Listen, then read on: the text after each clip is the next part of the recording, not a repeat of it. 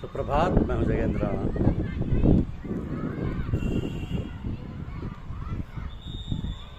दिल बयार दस्त बकार, दिल बयार दस्त बकार, यह है हमारी आज की आध्यात्मिक चर्चा का विषय। कहा है कि कोटि कोटि मुनि जतन कराही,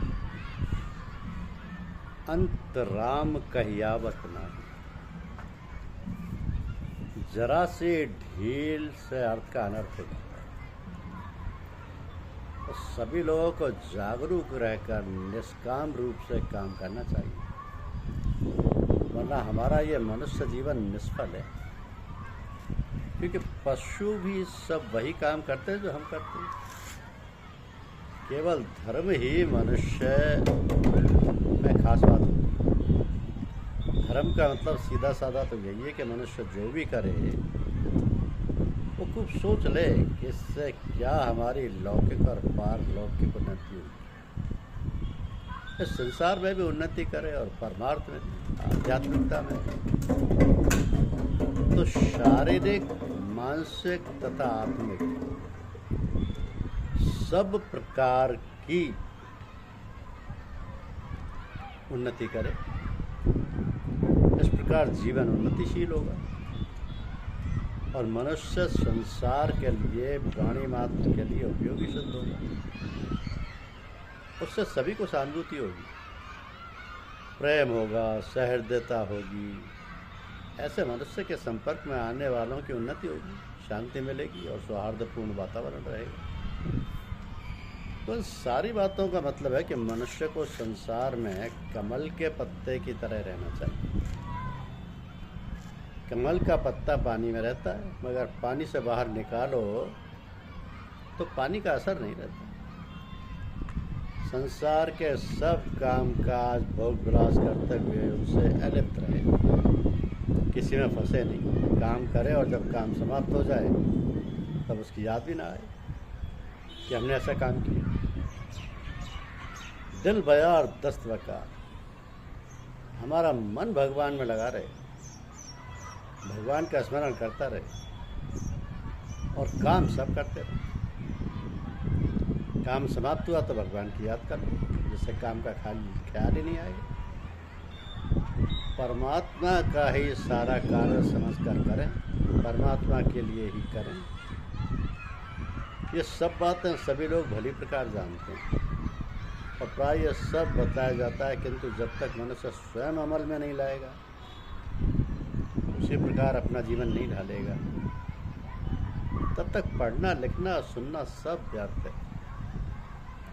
जो बात हम अपने जीवन में उतार लेंगे वही हमारे लिए लाभदायक होगी और हमारा जीवन अपूर्व शांति में पल्लवित होने लगेगा। तो सत्संग का मतलब है कि अच्छे लोगों का साथ और जमाव। वो वही हो सकता है जहाँ पर एकता हो लोगों में, तभी ये मकसद हल होगा। अलग अलग बिखरे हुए लोगों को एक छत्र छाया में इकट्ठा करना ही सबका ध्येय है। ये तभी हो सकता है जब सत्संग में मिलने जुलने वाले सभी व्यक्ति एक दूसरे में अपने गुरुदेव के प्रति समर्पित रहें। कोई न बड़ा है और ना कोई छोटा, सभी तो ईश्वर के रूप हैं। फिर वाद विवाद किस बात का? ये तो अपनी कमजोरी है जो हम एक दूसरे की अच्छाइयों में को ना देखकर उनमें दोष देखते हैं, और दोष देखने से हम में दोष आ जाता है, और दोष आने पर हमारा हृदय शुद्ध नहीं रहता, और हृदय शुद्ध ना रहने पर नाना प्रकार के विचार उठते हैं दूसरों के प्रति बिना किसी बात के, और यही हमको पतन की ओर ले जाते हैं। परदोष के लिए सभी महात्मा लोग कहते हैं कि ये दोष देखना ठीक नहीं, इसमें अपना ही नुकसान है। पूजा पाठ का नुकसान तो है ही, पर बेकार ही हम समय, दिल, दिमाग खराब करते हैं बिना किसी बात के। हमारा ध्येय होना चाहिए कि एक दूसरे से जब मिलें तब ईश्वर की याद न मिले। इससे कोई अन्य विचार बेकार का पैदा नहीं होगा और मिलने वाला अनायास ही हमारे प्रेम में घुल मिल जाएगा। द्वैतभाव समाप्त हो जाएगा। तो ईश्वर का एक गुण प्रेम भी है, समान रूप से प्रेम सब पर। गुरुदेव का संबंध उस परम सत्ता से जहाँ शांति और प्रेम का साम्राज्य है।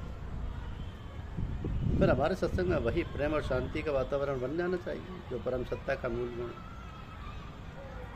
यदि ऐसा नहीं हो रहा है तो अपने को देखें कि कहाँ गलती है, रोकर गिड़गिड़ा कर प्रायश्चित करें, प्रार्थना करें, इष्ट से अपने गुरुदेव से कृपा की भीख मांगें, दया के पात्र बने उनके, तभी कुछ संभव है। वरना सत्संग के नाम पर हम धोखा दे रहे हैं अपने को। तो ऐसी बात है समझने और कहने की। कहावत है कि करत करत अभ्यास के जड़ मत हो तो सुझा। तो आवश्यकता इस बात की है कि हम अभ्यास करें ऐसा जैसा हमारे गुरुदेव ने बताया, जैसा प्रेम वो दूसरों से करते हैं, जैसा ख्याल वो दूसरों के लिए रखते हैं, वैसा ही हमें भी करना चाहिए। वही तो हमारे साकार रूप इष्ट है।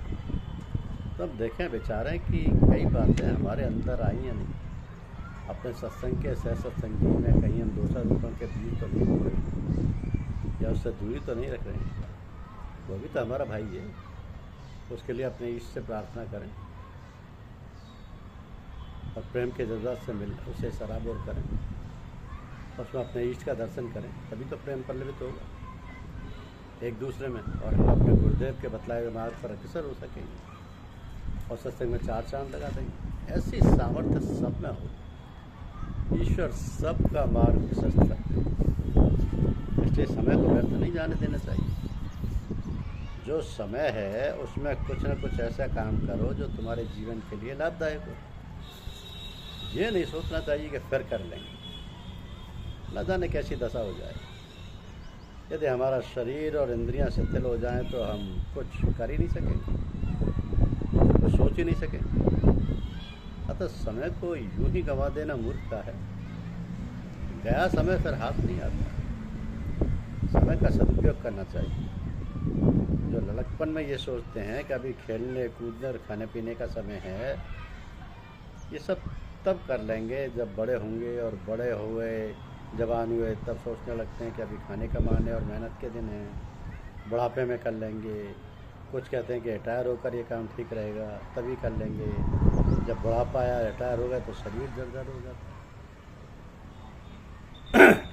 कहीं गठिया है,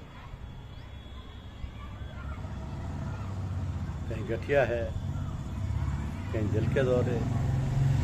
मतलब कहने का ये कि अब करने धरने से रहे। अब तो बैठे बैठे देखते हैं कि ये नहीं किया वो नहीं किया, और किसी न किसी प्रकार से दिन पूरे करते हैं।